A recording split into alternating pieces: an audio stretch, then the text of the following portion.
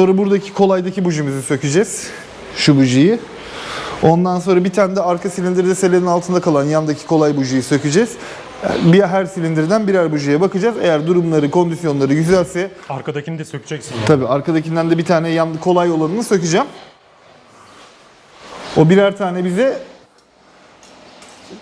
bujilerin durumu hakkında, kondisyonu hakkında bilgi verecek.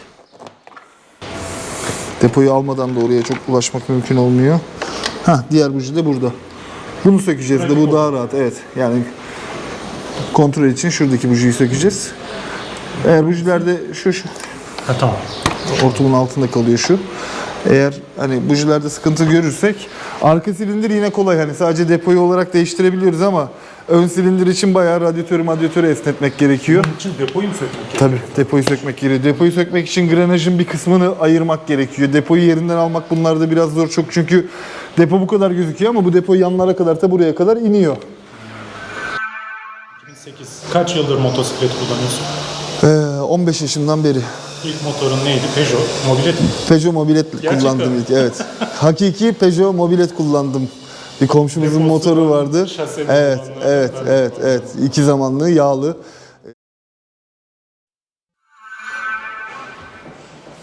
Şimdi bujilerimize bakacağız.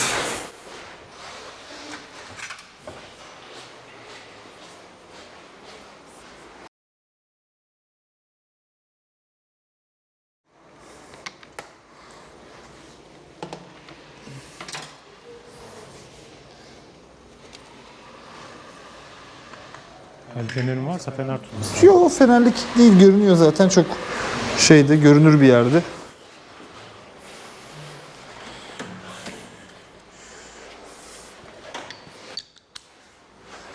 Buna ulaşmak için sele söküldü, yan grenaj söküldü. Yine bir yolda izde başımıza geldi. Buji değiştirmek zorunda kaldık. Bilgisi paylaşayım. Motor bloğuna bağlı olan her şey, buji, civata, yağ tapası, yağ filtresi her şey motor soğuduktan sonra sökülür.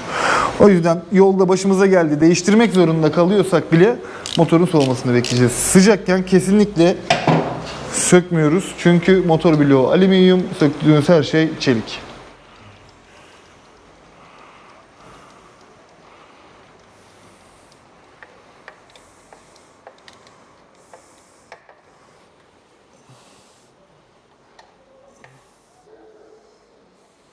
Bujinin temizlenip tekrar kullanılması söz konusu. Söz konusu zaten çok kirlenmiyor. Bu bujide takılalı çok olmamış yani kondisyonu çok güzel. Normalde bujiler açıkta kaldığı için paslanırlar yaparlar. Temizliği gayet düzgün. Ucundaki çalışan noktası da gayet aşınmamış. Porselenin beyaz kısmı da görünüyor. Bu Kurum gibi üzerine topluyor zaten değil mi? evet. Yani içeri giren bir yakıt giriyor ve yanma odası çok ciddi sıcaklıklara ulaşıyor. Zaten aşınma olduğu zaman genelde şu parçada çünkü kıvılcım ortadaki elektrottan şase parçasına atlıyor. Bu bobinin bağlandığı yer burası. Buradan transit geçiyor. Şuradaki elektrota çıkıyor. Elektrot da şuradan şase parçasına atlayarak kıvılcım üretiyor. Bu karşılıklı olarak aşınıyor ama bu buji neredeyse yeni takılmış yani. Temizlemek için kullanılan bir sprey var mı? Yani balata spreyi kullanılabilir. Oradaki kurumdan, pastan ayrılmak için. Ondan sonra ama güzel bir hava... Bir de yağsız kontak spreyler var. Philips'in falan elektronik. Onlar için uygun değil. Onlar degreaser diye olarak geçiyor. Onların olayı hani gres çözmek adından da olduğu için. Bunun için sadece çok iyi bir durumda zaten buji. Şöyle bir balata spreyiyle yıkayacağız. Ondan sonra buna da güzel bir hava tutup temizleyeceğiz.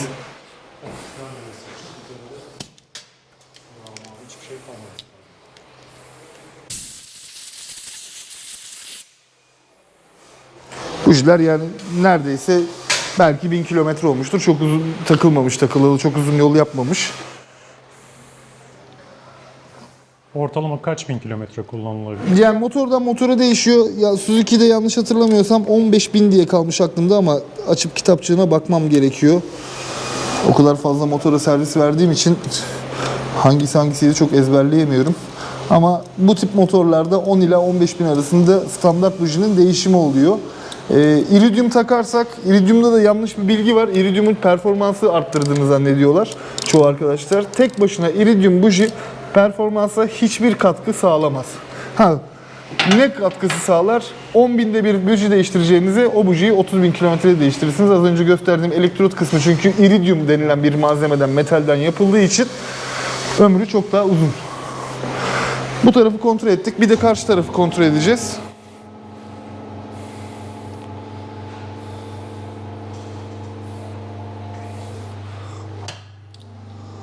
Bu arada bujiler aslında bizimle konuşuyorlardı bir yandan. Motorun ömrüyle ilgili mi? Motorun ömrüyle ilgili, hava filtresinin temizliğiyle ilgili bir buji çok kararmış çıkarsa hava filtresinden yeterince hava gelemediği anlamına geliyor. Daha fazla yakıtla çalıştığı ve üzerinde kurum kapladığı anlamına geliyor.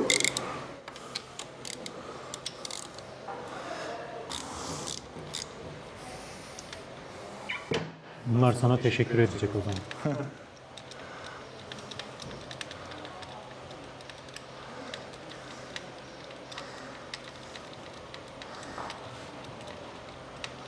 Her silindir çift buji kullanıyor diyorsun ya, bu sadece biri çalıştığı zaman motor yine de çalışır mı? Motor çalışır ama biraz aksak çalışır. Çünkü içindeki dizayn ona göre motorun. Hani sıkıştırma oranı. Ya bu bujide de bir şey yok. Bu da temiz. Aynı zamanda değişmişler.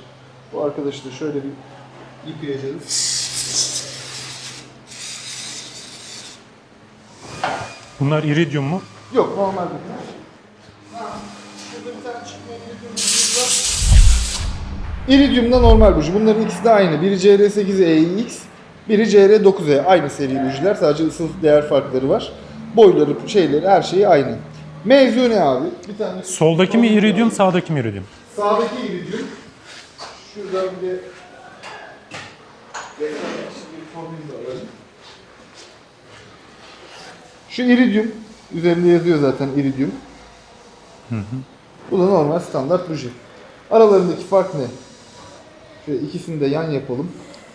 Sırt sırta da verelim. Aralarındaki farkı gösterelim.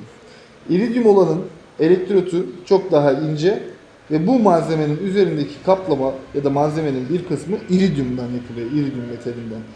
Bu üründe ise, standart üründe ise şu ortadaki malzeme standart, her bujide kullanılan standart demir, çelik neyse artık ne kullanıyorsa üretici o malzeme. Mevzu da şu, bujiyi niye değiştiriyoruz? Bujiyi karardığı için değiştirmiyoruz. Bujiyi artık elektrotla ateşlemenin vurduğu, çaktığı yer arasında aşınma meydana geliyor. Her ateşleme demek orayı aşındırmak demek. Artık kıvılcım kaybetmeye başlıyor. O yüzden değiştiriyoruz. Mesafe uzadığı için. Tabii mesafe uzuyor. Onu Yanmaz oluyor. periyodu içerisinde, değişim periyodu içinde bir iki seferde ayarlanabiliyor. Bunlar ayarlanabiliyor. Her motor içinde tabii bu aralık değeri vardır. Velhasıl şu ürün aşınmıyor. Bu ürün aşınmadığı için de, daha geç aşındığı için de bu bujinin ömrü 10.000 iken bu bujinin ömrü 30.000 kilometre oluyor. Evet. Aralarındaki fark en belirgin, en net fark bu. Ha, motorunuza tek başına bunu takıp motorunuzdan 5 beygir performans farkı bekliyorsanız hayalperestlik olur. Tek başına iridium bujinin motorun şeyine... Fiyat farkı onu tolere eder mi? Gerek yok o zaman. Standart buji genelde 3 kat oluyor. Standart buji 20 lira ise iridium buji 60 liradır. Standart buji 70 lira ise iridium buji 180 lira civarında bir şey oluyor. İridiumu nerede tercih ediyoruz biz? Bir performansta şöyle, özel hava filtresi, performans için yapılmış hava filtresi, egzoz, performans egzozu ve iridium buji. Bu üç takıldıktan sonra beyne müdahale, yani beyinde yazılım değişimi ya da Power Commander gibi, Fuel Pack gibi Harley'lerin kullandığı öyle bir ilave performans ünitesiyle beraber güç artışı sağlanıyor. Yani tek başına bu üçlüyü kurduğunuz zaman da buji, egzoz ve hava filtresini standart koydunuz, yazılımla alakalı, beynin map'iyle alakalı hiçbir şey yapmadınız, epitopu 1,5-2 beygir kazanırsınız.